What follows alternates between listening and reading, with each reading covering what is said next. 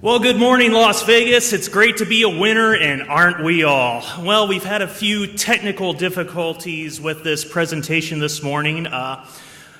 First, my presentation was on an iron key, and Tuesday it decided to eat itself, so there are a few glitches in the PowerPoint, so if you see them, try not to notice. Thank you. And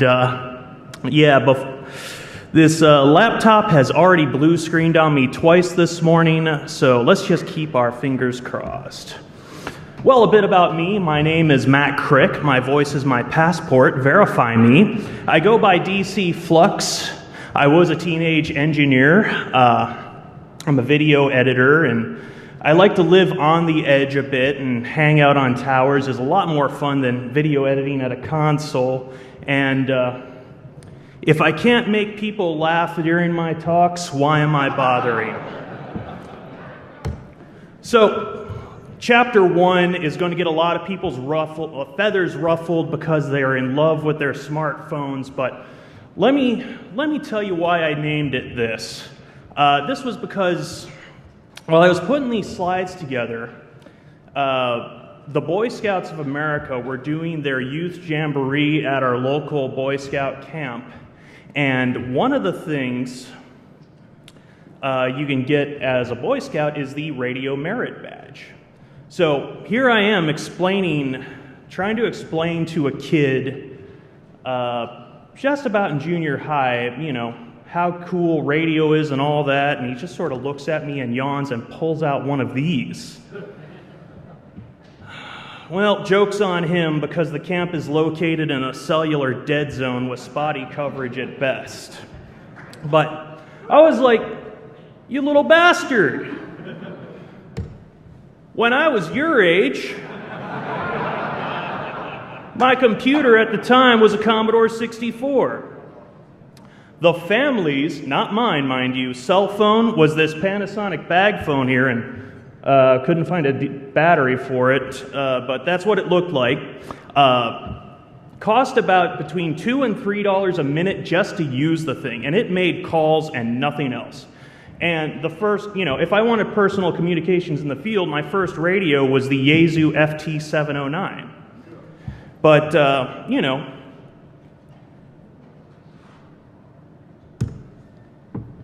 so everyone, got their smartphone so they can make phone calls, but guess what? In amateur radio, we've got that. We have manual phone patch, and we have auto patch if you have a repeater. We've got push to talk, frequency modulated, amplitude modulation, digital modulation. Oh, a special note, I didn't put D-star on this. I did not put D-star on this slide because even though it's all kinds of fun and IP-based, the audio quality is very lacking compared to P25. Text messaging, we got it. We got Morse code, teletype, packet, PSK.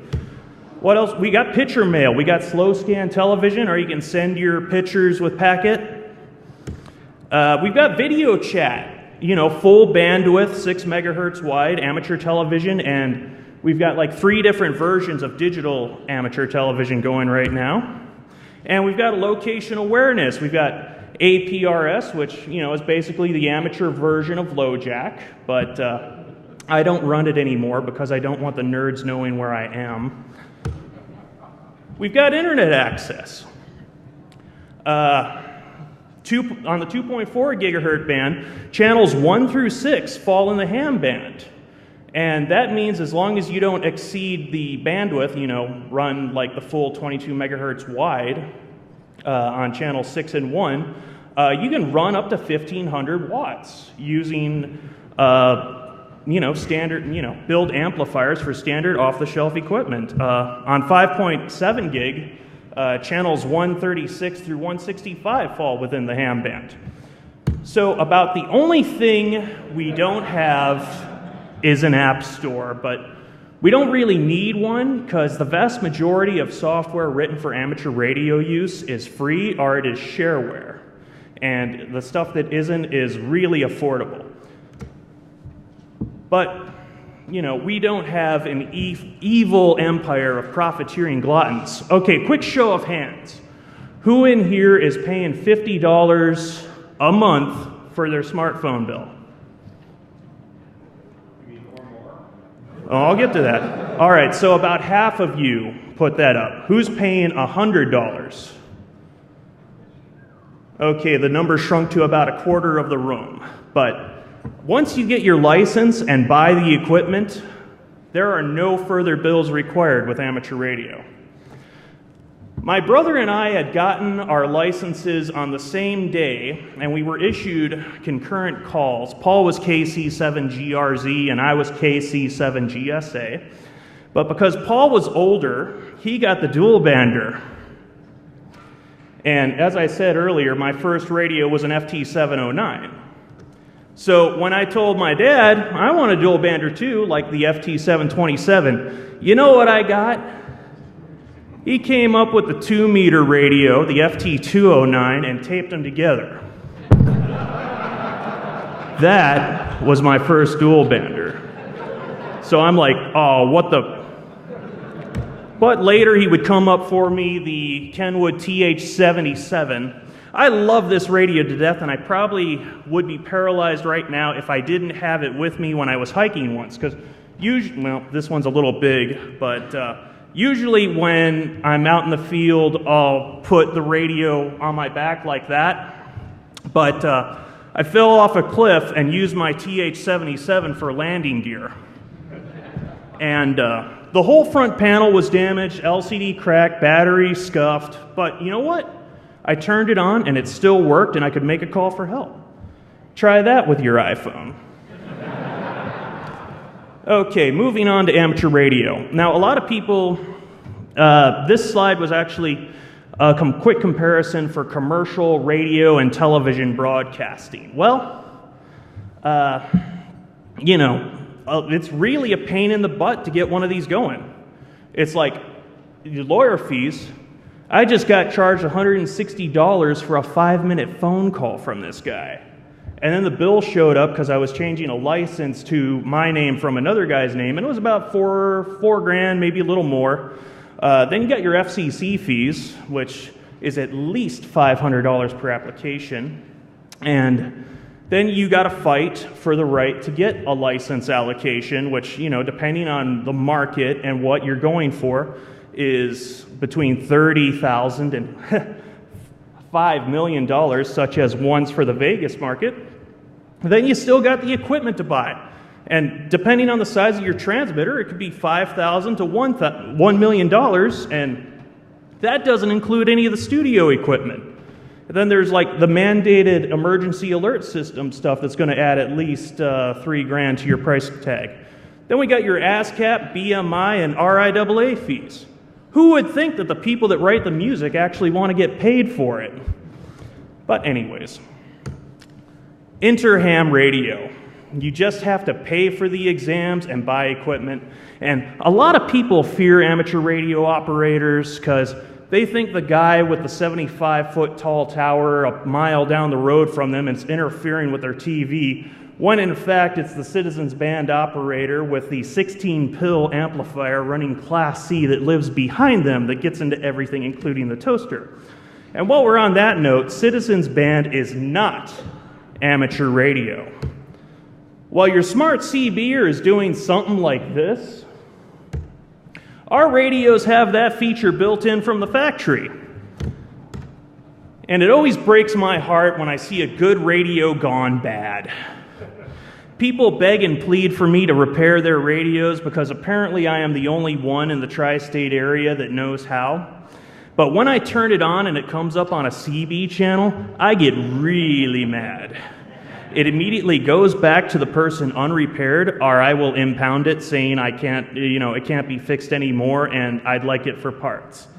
Such is the case with this poor Heathkit SB200. This was butchered by some CBer to run the bias extra hard because he wanted, quote, more swang. Apparently that's some CBer term that indicates to how far they can make their watt meter move. So, we told the guy couldn't fix it anymore, and we unmodified it.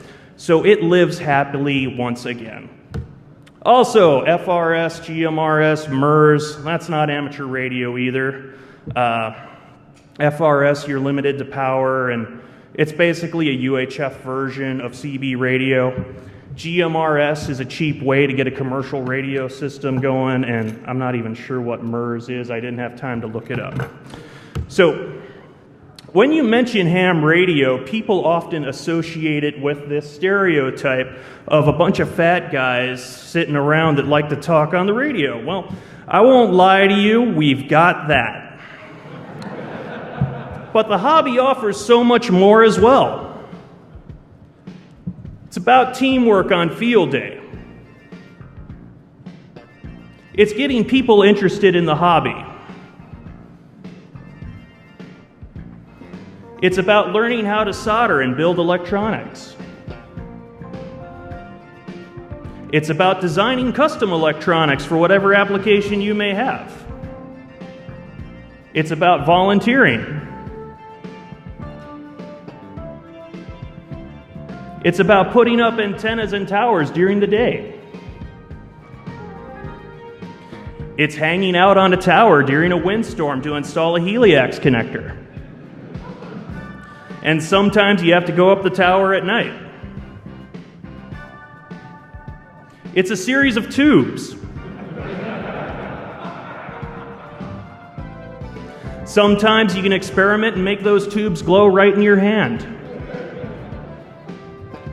It's some guy's homemade arc welder. It's using thermite to weld. It's collecting electronics and various components and documentation in your bedroom. It's collecting equipment in your car. It's hiking up mountains for better range. It's talking through satellites in orbit for better range. It's disaster preparedness. It's being a trained weather spotter for the National Weather Service. It's volunteering during an actual disaster. It's an adventure that requires four-wheel drive to get to. And sometimes you need a Black Hawk helicopter to get to it. Amateur radio can turn your girlfriend from this to this.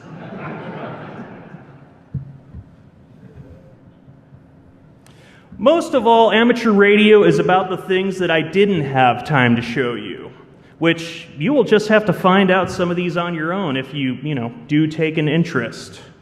But don't take my word for it. Here are some of the hams that you people may already know. This is Jay, K5Z Charlie. This is Bob, K2AMH. This is Joe, WB6ACU. This is Art, W6OBB. This is Nolan, W7DUK. This is John, K2HEP. This is Steve, WA6BND. This is Clifford, K7TA. And this is Kevin, N6NHG. Moving right along, the FCC is the man. Established by the government to be the entity that taxes people for the use of the electromagnetic spectrum, something that should otherwise be free. But anyways, these are the only people that have the authority to grant your license and to shut you down. Now, you don't know about the League? The Amateur Radio Relay League is ham radio's version of the NRA. They basically file legal petitions with the government on behalf of amateur radio operators, and being a member gets you a free subscription to a magazine. I was going to say QST is like guns and ammo for hams, but surprisingly that magazine wasn't owned by the NRA. And we've got some bands that we're allowed to use. This is the HF radio spectrum, 160 meters through 10 meters.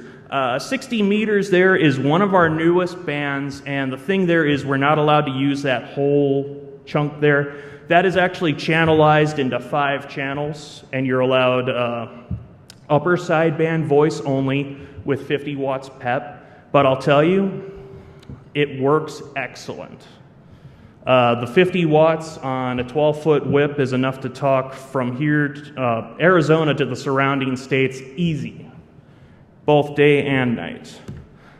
Here's our higher bands, 6 meters through 13 centimeters. What can I say? We've got more. We've got places all over the place. I didn't show you all of our microwave bands, but these are the most actively used ones because equipment's readily available and you don't have to fight with dish alignment. And while we're on that note, the narrower the bandwidth your emission is, the longer you can make the range work. So at the top of this list is SSCW, which stands for Super Slow Carrier Wave. Now the trick there is the DITs, it's Morse code, but the DITs are 10 seconds long each and the DAs are 30 seconds long. But because they're that slow, you need special equipment to decode it. Running 5 watts looks like 50,000 on the other end.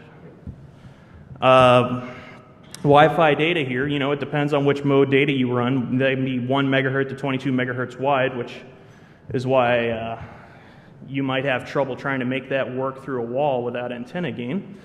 But also FM phone here. Commercial handheld radios have gone from 16 kilohertz deviation down to 8. And I have seen 20 and 50 kilohertz FM phone on ham, but it isn't often because a lot of that equipment was left over from the first golden age, and I'll get to that slide here in a minute.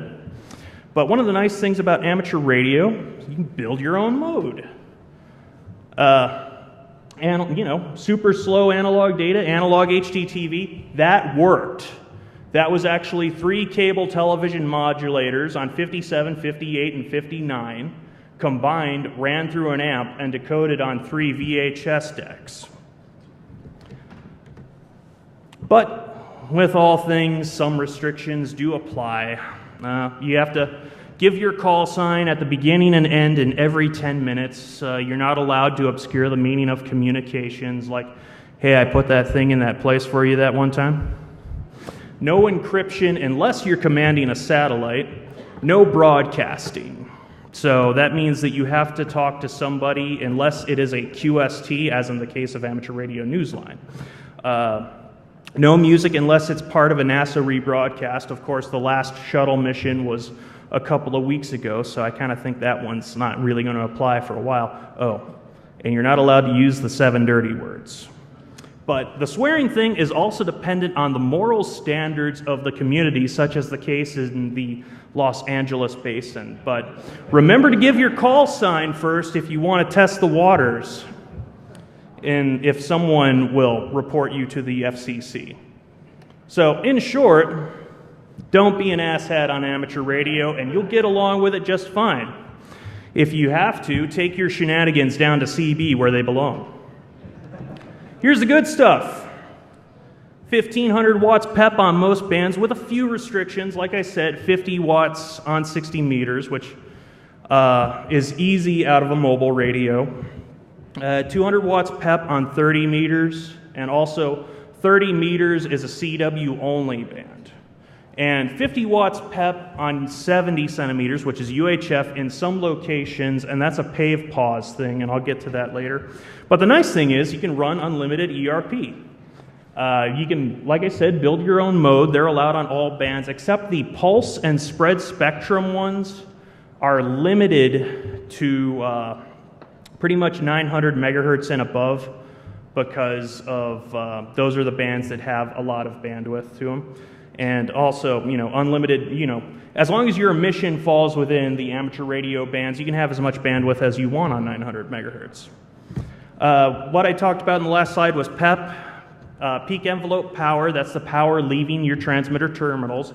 And it's peak because sideband and AM, they don't function with a continuous carrier. And a good example of this is with AM TV.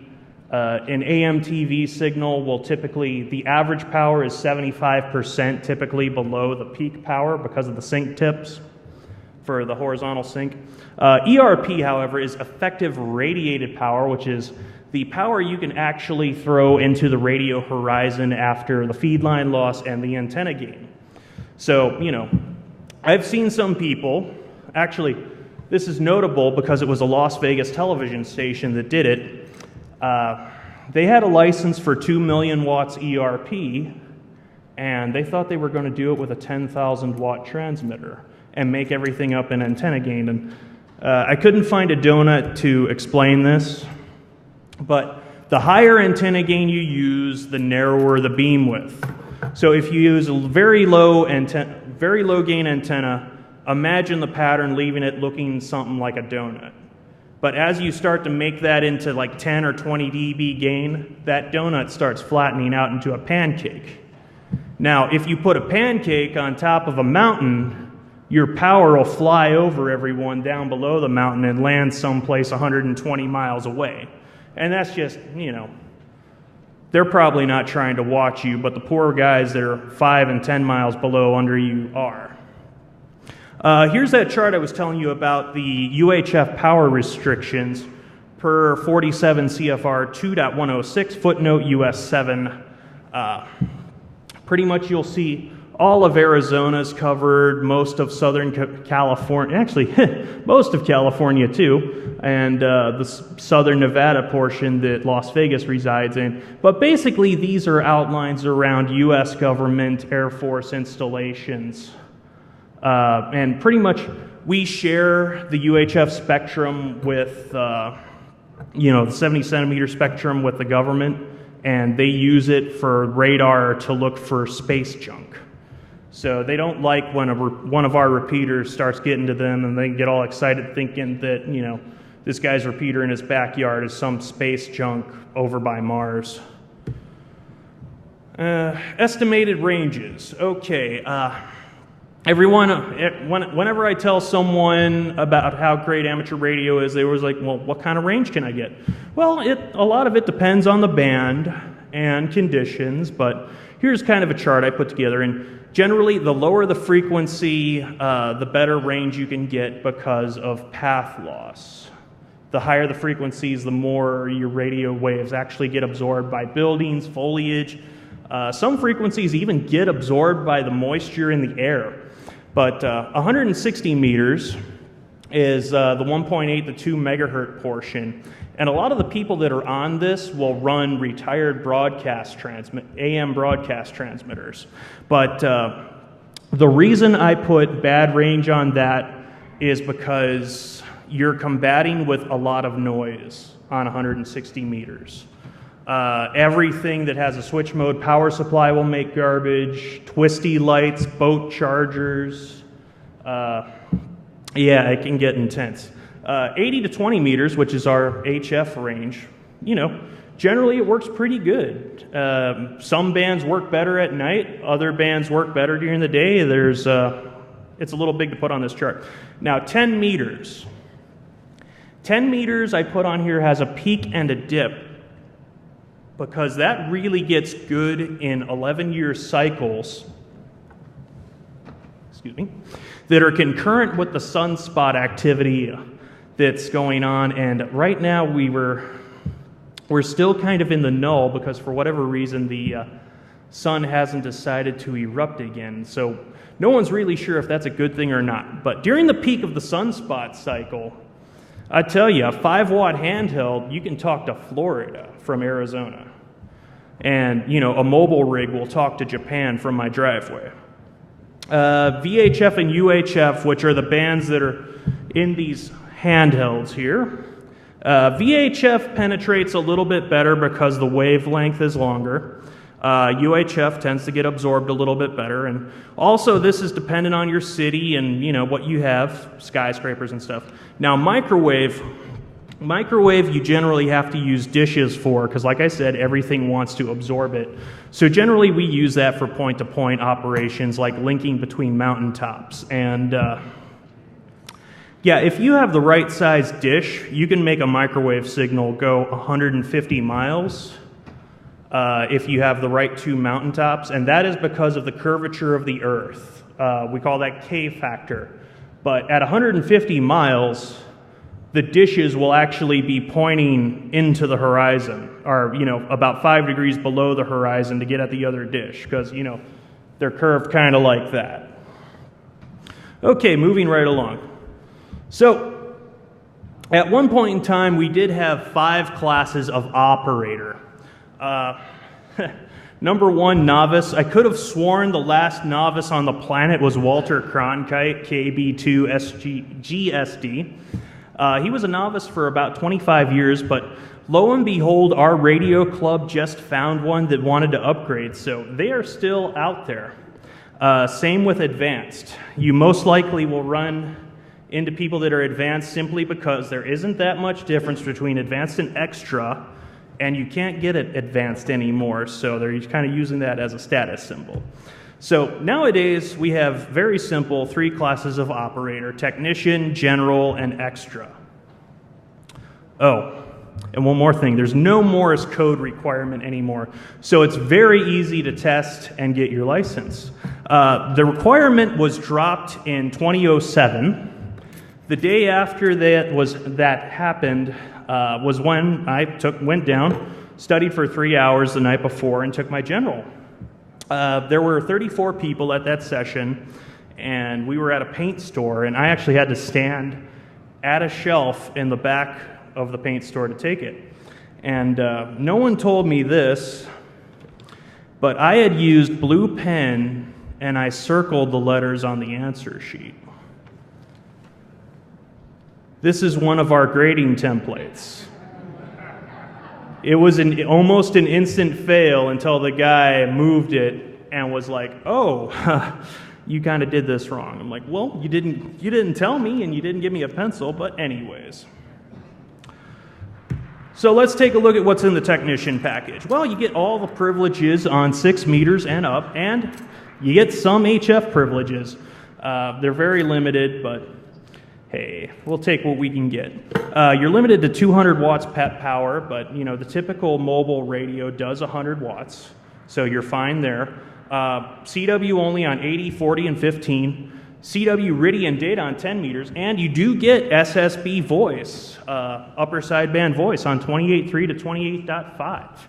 So there's a lot of activity that'll happen on 28.4 because that's generally the one everyone congregates to. So if you take general, well, you get all the technician privileges plus most of the HF privileges, except for a couple of small slivers that are reserved specifically for advanced and extra.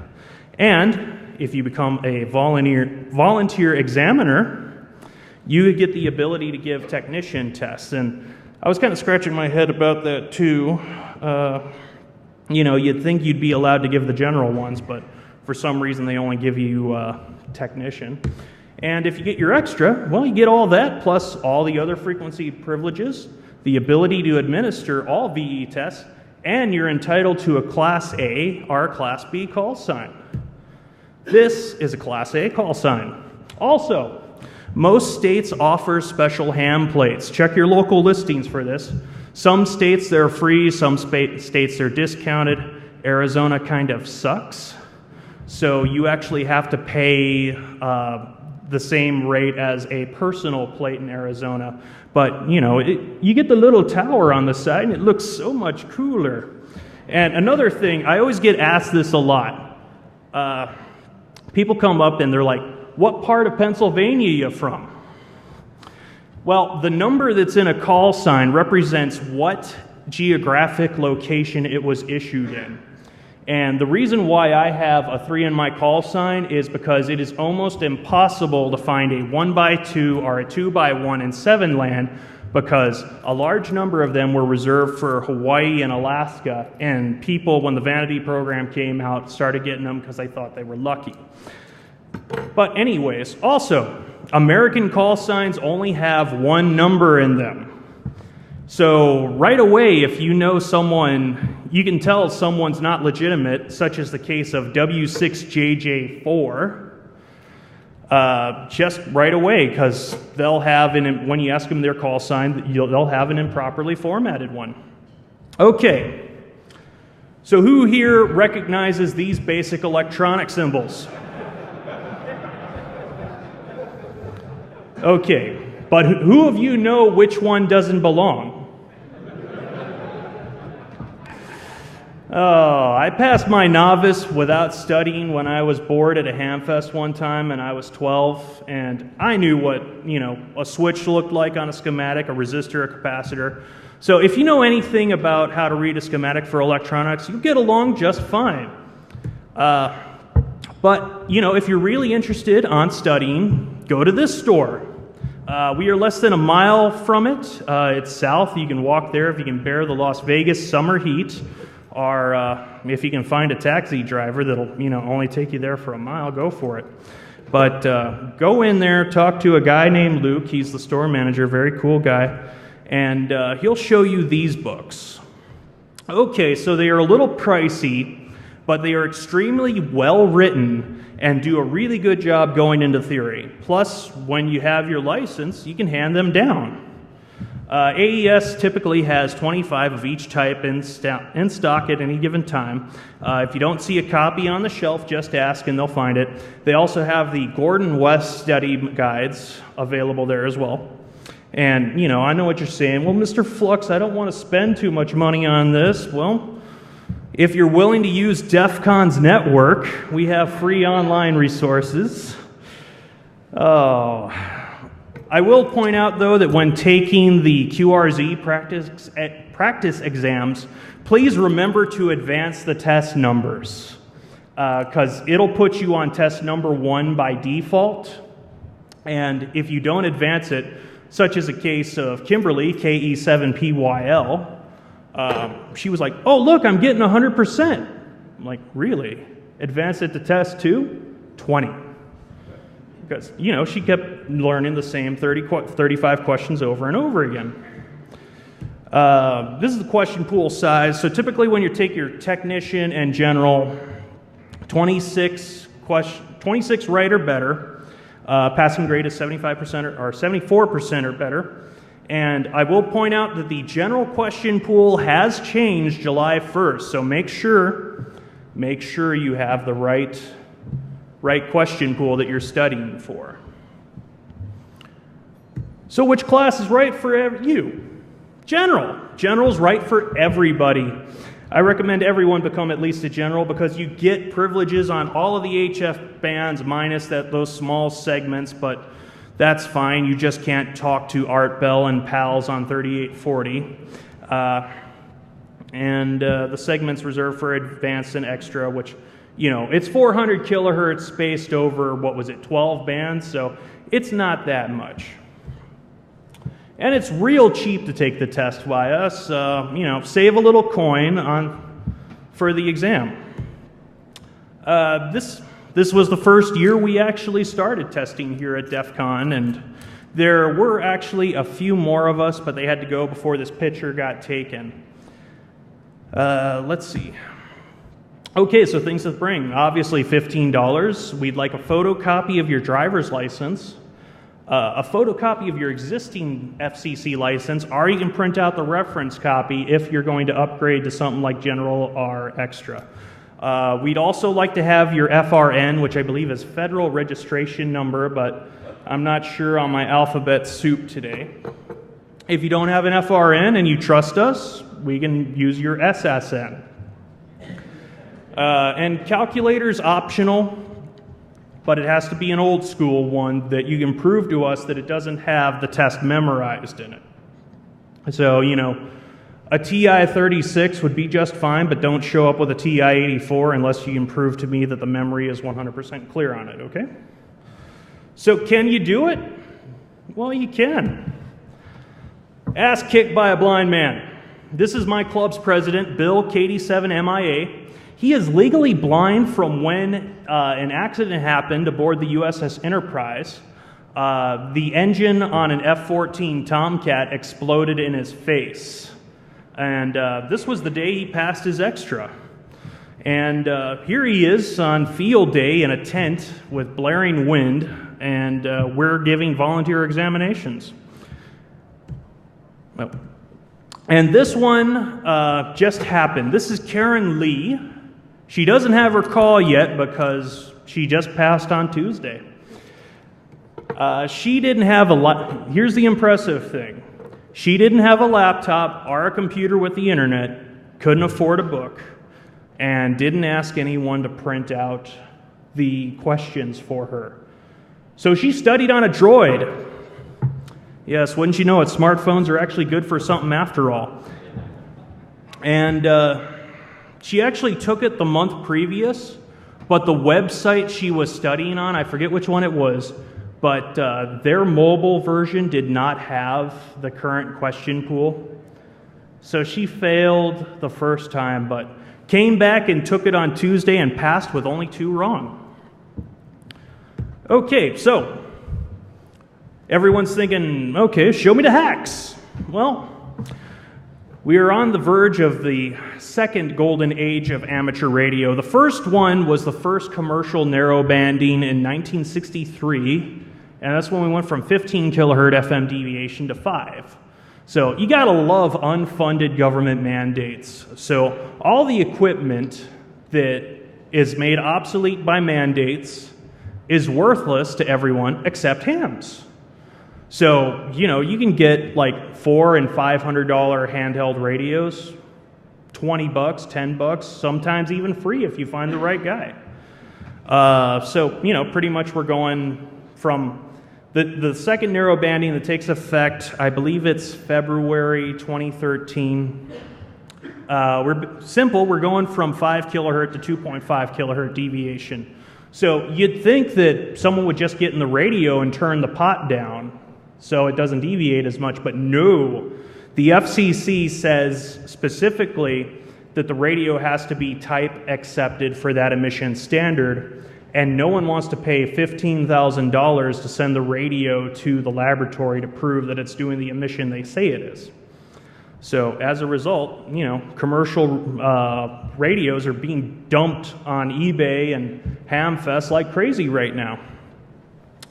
So what do you need to work on radios? Well, I recommend you have at least one cat on your bench at all times, because if you do, your critter count goes down to practically nothing.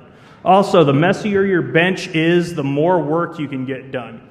So what I have on my bench here, and this is kind of an old picture, to the left there, I have an Astron VS35M, which is variable voltage, variable amperage power supply up to 35 amps. Very useful for working on almost any radio.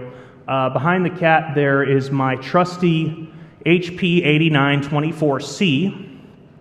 That is actually a CDMA cellular test set, but they built it on top of the 8920, so it still retains all of the analog functionality of the 8920, but the difference is that test set is $2,000 versus $12,000 for a used 8920. So it weighs a ton, but by golly, it works great.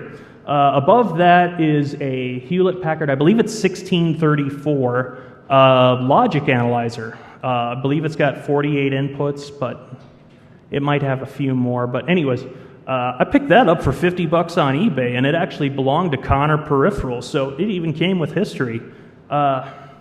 Also to the right of the cat is a Fluke 87. I'll tell you, spend the money now and buy a decent voltmeter, because these fly-by-night ones out of China, I've actually had this happen within the last month, because I don't like my good meter leaving the house, but I get up on the mountain, pull it out of my backpack, and the thing promptly fries itself in my hand. And what was impressive is I didn't even have it plugged into external voltage yet. And also, you're not seeing this to the right, but I do have a Dell computer there, so if I need to look up a data sheet on something, I can just, boom, pull it right up. Okay, here's my Motorola card extraction tool used in insertion mode. Believe it or not, Motorola actually gets like $45 for the right tool that does this, and who would know that you'd have one sitting right below your feet? Here's one of the hacks I did. Oh, also, the hacks I have done do appear on the DEFCON DVD in PDF form. So if you need instructions on how to convert something that I've converted to amateur, it's right there for you. This is a GE VHF Master 3. And what is awesome about this is when I wrote the article on how to convert it, They put it on Repeater Builder, and it appears right below an article that somebody wrote saying you can't convert these to run in ham band. But it's a little, this is the vast majority of the work. Basically, I just soldered brass acorn nuts onto the top of the tuning slug so I could get a little more metal and make the helicals pull down to where I want them. Here's a board out of the UHF government band. Very simple mod here. Take the whole thing apart and cut a quarter turn off each one of these helicals. Sometimes you have the other split though, 450 to 470, and those will tune down okay, but if you want that extra 1 or 2 dB, you got to take it apart, and well, this mod's real cheap because it only costs 7 cents. But while you're in there, be sure to be on the lookout for these damn things. Oh, tin whiskers. The one on the right is actually a photo I took. They're about 5/8 to, or the one I took was about 5/8 to 3/4 of an inch long, and it almost looks like a scratch. It's so fine, but this thing is so fine, I had to stop breathing while I was taking the picture because it was moving in the wind, and I was like 2 feet from it. Yeah, so what happens here is the whisk, no one knows why they grow, not even NASA, but they'll grow and short out your stuff, and then you'll be like, well, why ain't my stuff working? And I actually saw this on a mountaintop. The Master 2, the drawer was folded open in the position, open position, and someone wrote on it in Sharpie, do not close. Because as soon as you closed it, the whiskers came down and shorted out your helicals. The most underutilized band in amateur radio right now is the 221, simply because there's only like one commercial manufacturer, AM radio manufacturer that makes radios that run on it, because apparently America is the only country that has a 220 amateur band.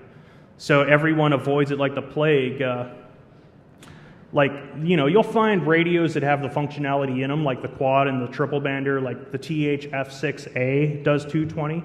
But so lately I've been, a fire department graciously donated to our club about 50 of these things, and we're like, well, great, they're on VHF, what are we going to do with them? So I did some research and found out it was possible to make the thing run on 220. Took me about 3 or 4 weeks worth of effort to do, but because it's a 45 megahertz IF radio, very simple, I just convinced the voltage control oscillator to run backwards, and I hacked the software to where it would program that far out of range. So the transmit frequency you program true, and the receive frequency you program 90 megahertz minus where you actually want it. Well, if you don't like GE, here's kind of the same thing I did in a Motorola Max Track.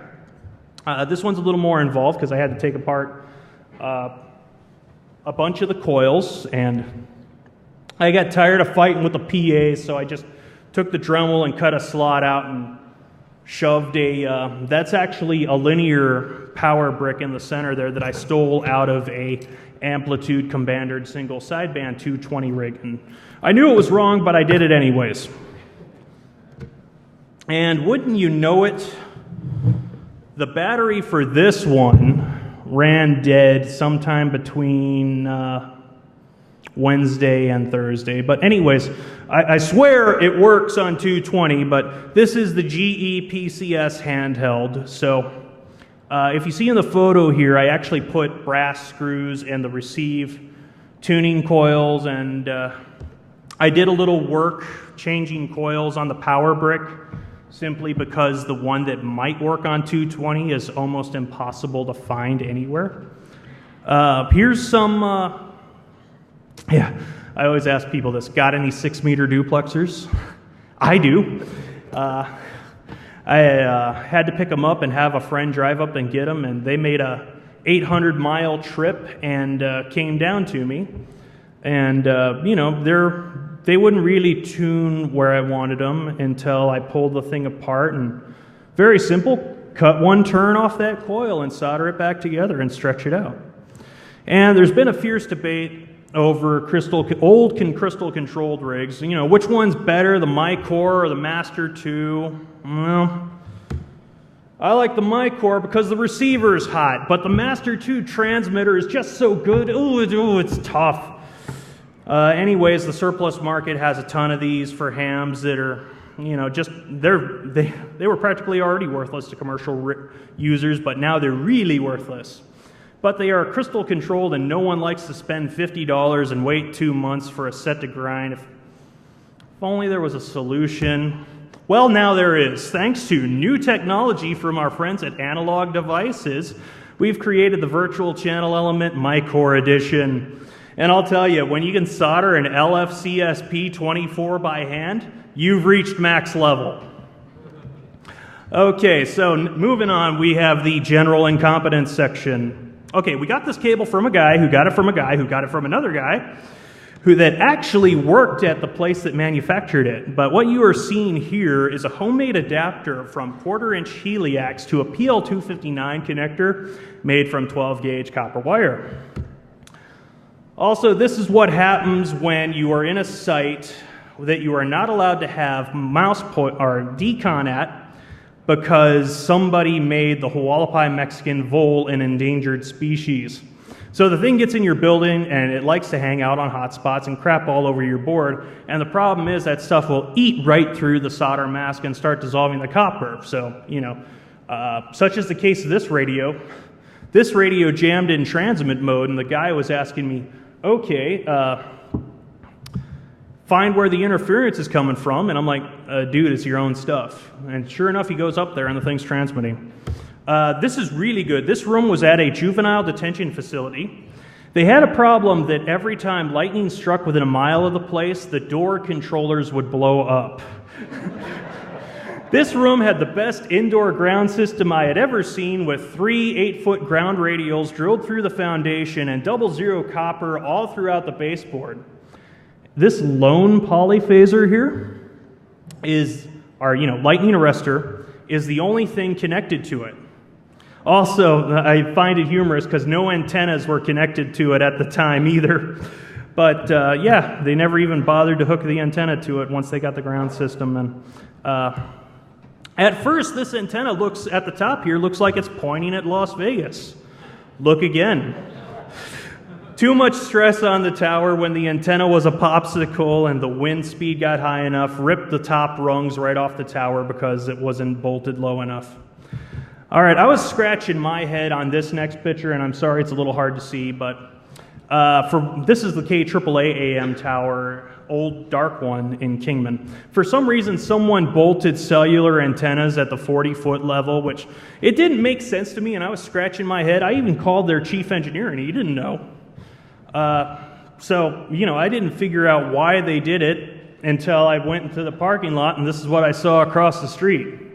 Apparently, cellular coverage is so lousy in our town that they couldn't sell cell phones. And this is a site access gate, and this is kind of a double-edged sword. Had it not been for the push bar on this front of this truck, it probably wouldn't grab the gate, but also had it not been there, this guy would have probably lost his junk. And on that note, it has occurred to me that we have ran out of time, and so I can clear the stage for the next guy. I will be entertaining your questions in the Q&A room. Thank you for attending, and enjoy yourselves the rest of the day.